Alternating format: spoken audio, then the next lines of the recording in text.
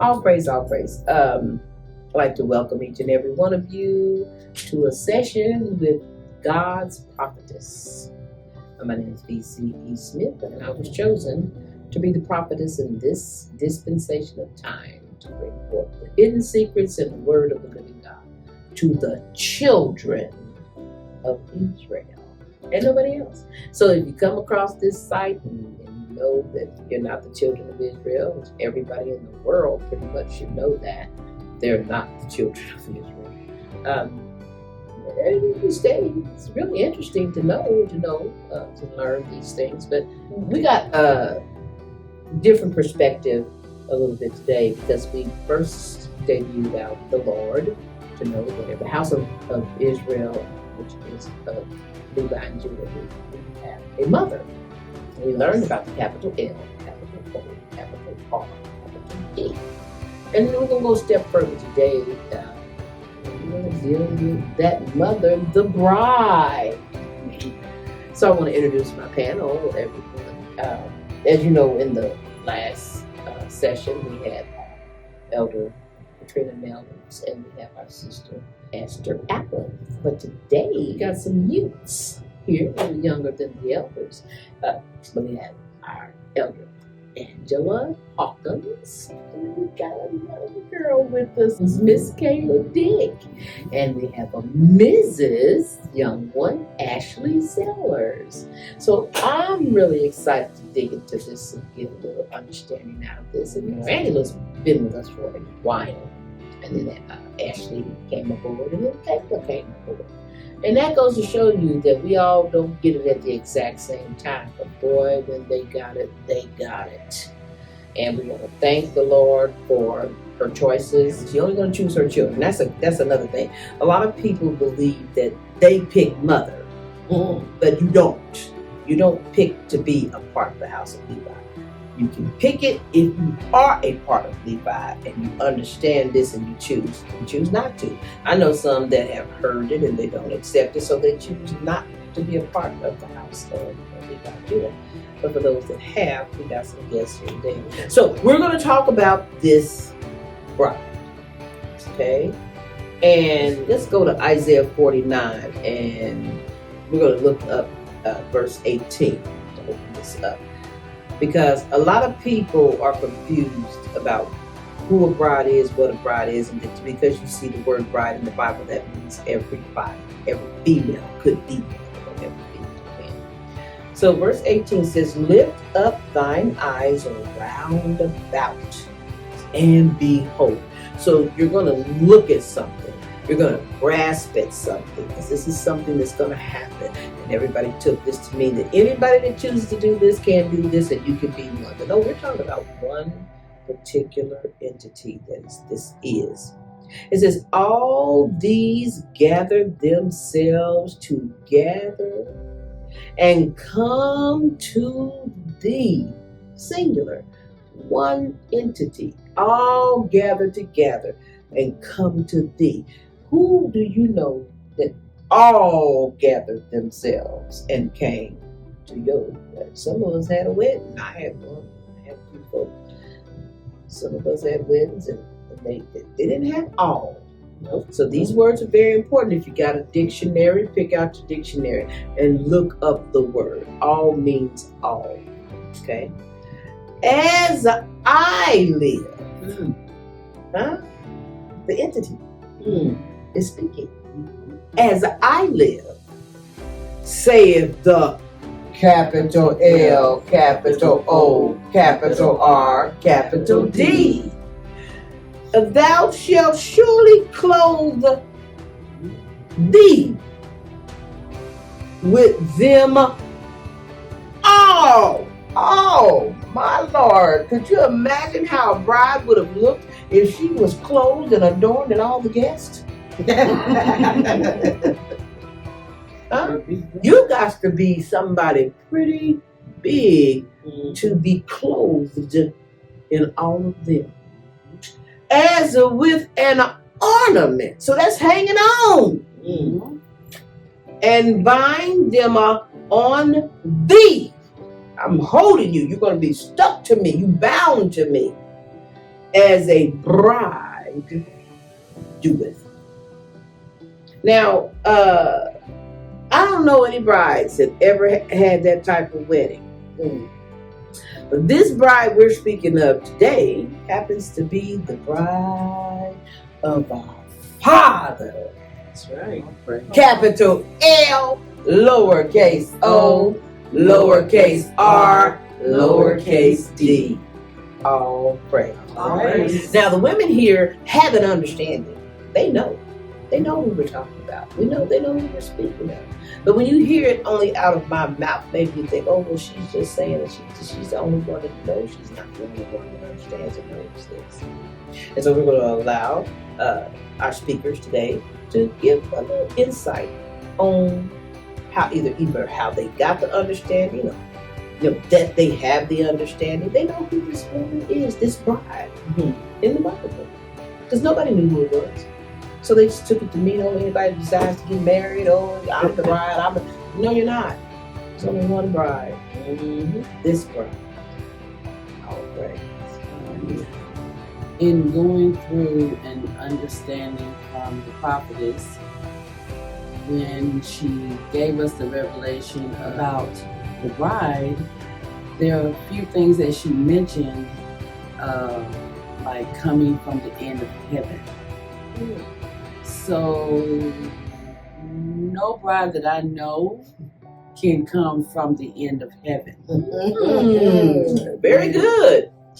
When speaking about a revelation, me will say again, and we use me because our capital L, capital O, capital R, capital D, and capital L, lowercase o, lowercase r, lowercase d uses I.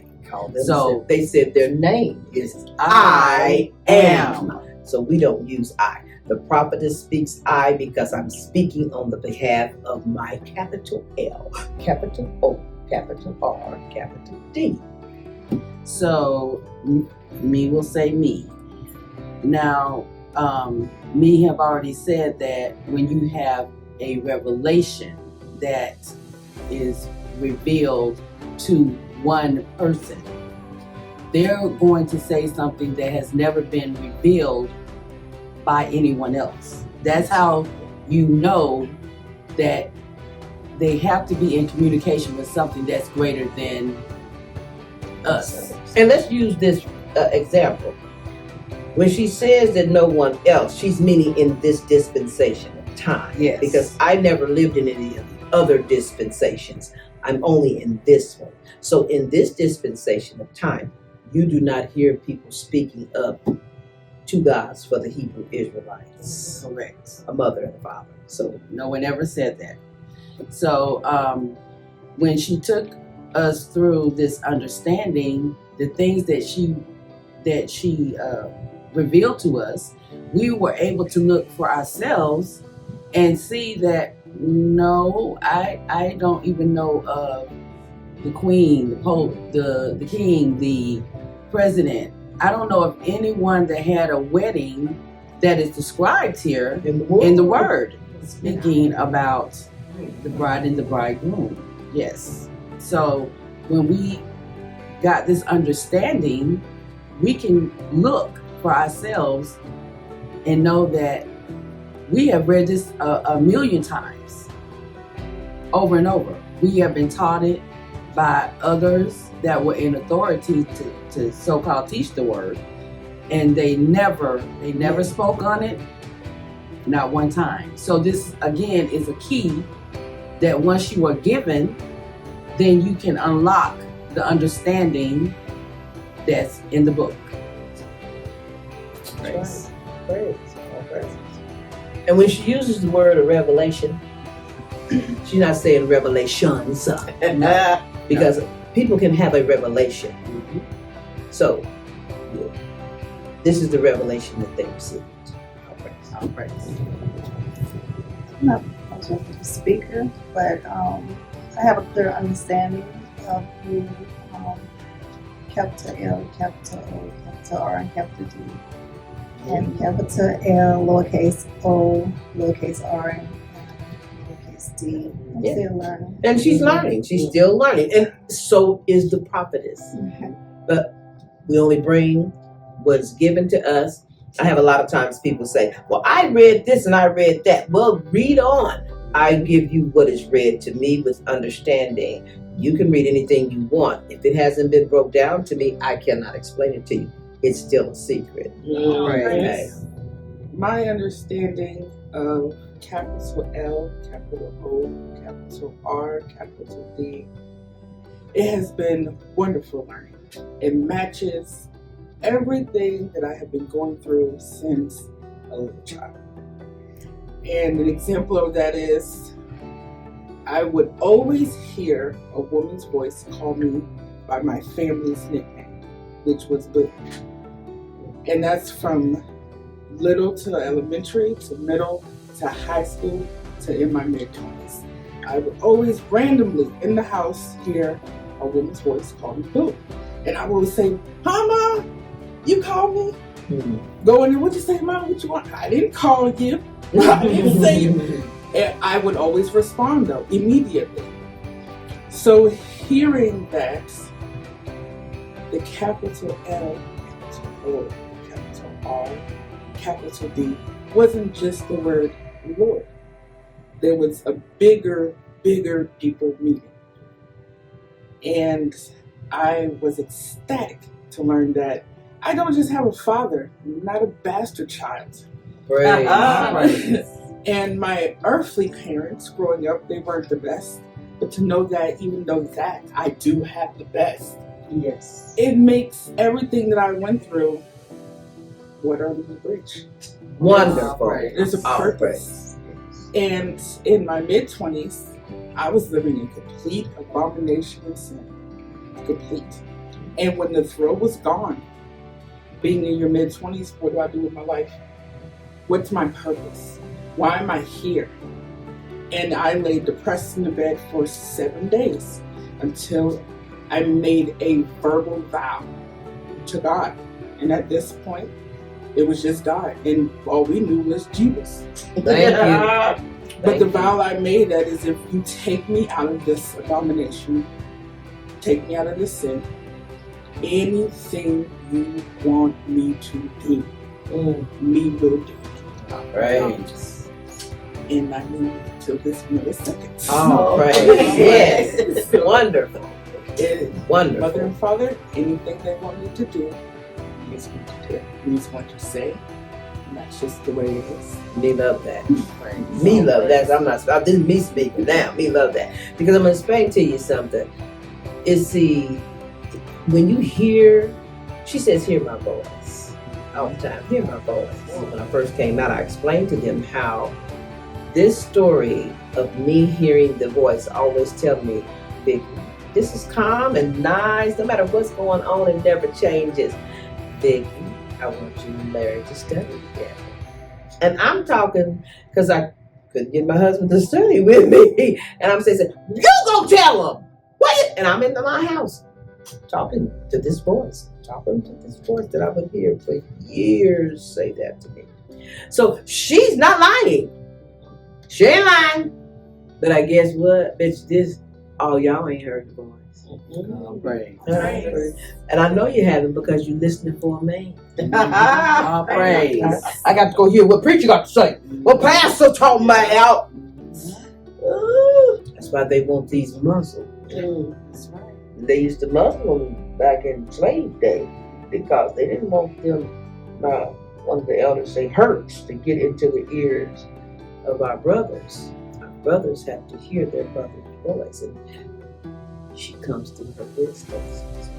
And he was just going to say, even in learning in church, that what was said in the New Testament, they wanted the women to be quiet. Keep them silent. Yeah. Keep them silent. Don't let them speak. Because they know if the children of Israel's women speak, they're going to eventually hear from their God. So what did they do? They took them and sent the men to the cemetery and told them, you learn this and you tell them this way so that they don't pay attention to their women. It has to be a man. things are changing. Isn't that wonderful? Yes. So now we're finding out. Hey, that makes all the sense in the world. A woman runs a house. A woman creates children. A woman does. Man sitting around doing all that. Listen, he's a different kind of man. Mm-hmm. But the men of the Hebrew Israelites aren't those kinds of men. A woman does those things.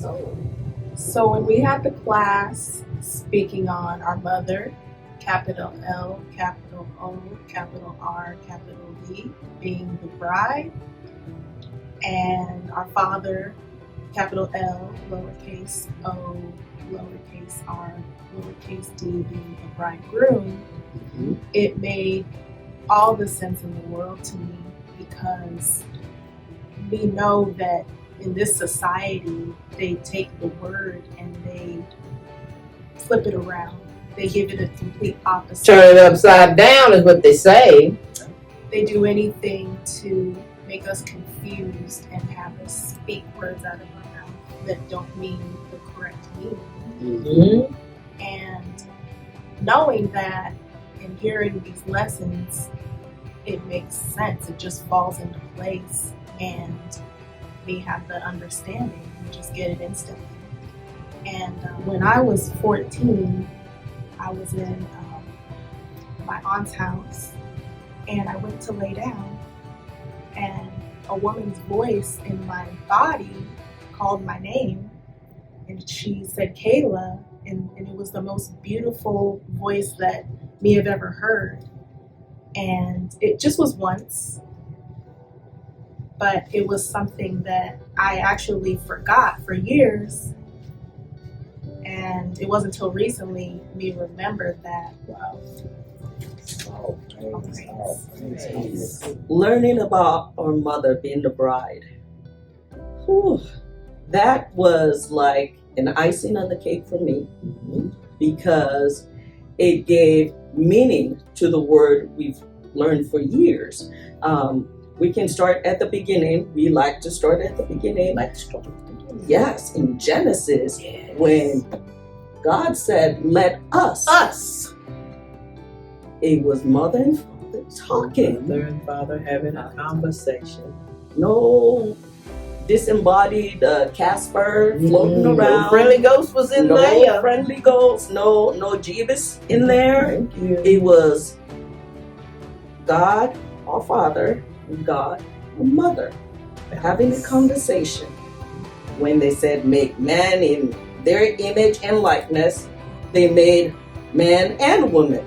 So L and female. there had to be a woman there to make the to female inspire the likeness of a woman that was created. Right. All praise. That praise. we are created in our mother's image and likeness. Yes, wonderful, just wonderful. So we know some of y'all now scratching your head. You're scratching your head because you're trying to figure out what are they talking about. But then we got some that have the blood in them that hear the voice of their mother, and they'll start saying, "I get it. That makes so much sense." Yes, it does. It makes the world of sense. Okay, and our parents do everything in twos. You learn that they're balanced and they do things in twos and pairs. So our parents are freaks. We have a mother and we have a father. We have the image of a man, God, and the image of a woman, wisdom. All praise. Praise. Wonderful, wonderful. So that's what this is all about. We're coming to bring you an understanding of the Hebrew Israelite life. Now, you know, you got a lot of people out there. You have a lot of people out there claiming this and claiming that. But we bring you words that you've never heard before. Okay, that's what a prophet does. A prophetess has been sent to tell you words you've never heard with the meanings. And I tell people all the time, look up in a dictionary your meanings. Don't just take it for face value what someone is saying. And you also have to also know we glean through the dictionary. We don't just take it verbatim as worded, because we know that it was written by the same people who tried to jack up this dictionary and change words. Okay? So you know that in your society, a bride is any woman that's getting married. But the Hebrew Israelites know that a bride means their mother, and a maid means a unmarried woman. A maiden means an older unmarried woman. When a woman marries, she's a wife. She's not a bride. She's a wife. And we do challenge, and I said, challenge is out there. We like a challenge. If anyone can find in the Old Testament a bride other than the bride and the bridegroom, send it to us. Yes. Send it to us. We would love you. Well, you can type it in there and tell us, well, so and so was a bride. Let us know. And if you can find a groom, because all you brothers who have gotten married thought you were a groom, and you were. You were a man getting married. You were getting a wife, and she got a husband. So find it for me and let me know, and we'll look at it, and then we'll throw it away because it's not going to be written in this word. We're going to go to new books. I don't even know if new books have it. Okay, but this is important for the children of Israel to hear. There are thousands of us, and like I said, it could be 999.